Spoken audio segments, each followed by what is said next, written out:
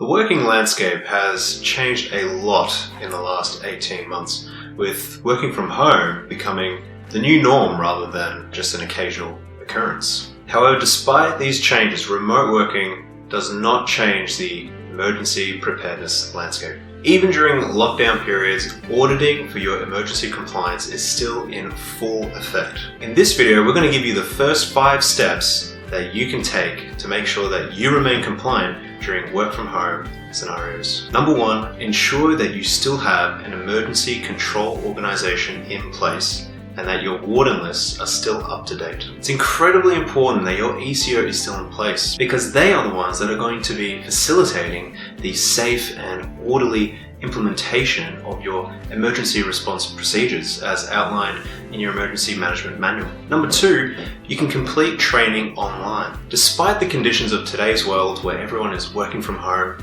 it can be hard to do in-person training, but online training solutions are just as great, if not even better than they have been before.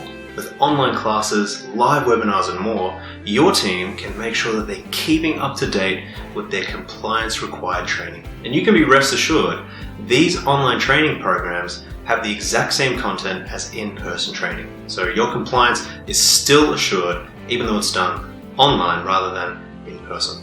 Number 3, keep training your staff at the required intervals. Australian Standard 3745 does require that members of your ECO organisation, including your wardens, do get their training once every 6 months. All other members or occupants of your site must get their training once every 12 months for you to remain compliant. Additionally, an evacuation exercise is required once every 12 months. So make sure that you're following your compliance requirements when it comes to intervals. Number 4, make sure that your training reports are completed and that they are up to date.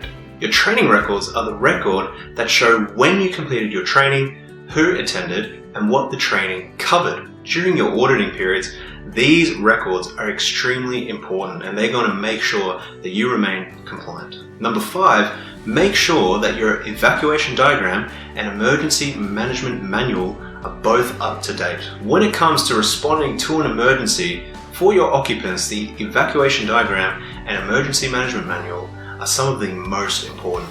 They clearly outline what your occupants need to do to safely get away from an emergency situation. These documents must be updated once every 5 years, or if there are major changes to your facility related to emergency preparedness, your evacuation diagram must be updated accordingly. For more information about the importance of remaining compliant in accordance with Australian Standards 3745, visit our website at first5minutes.com.au or click the link below to head to our landing page and read more about exactly what you need to remain compliant beyond these 5 steps. Thank you for watching.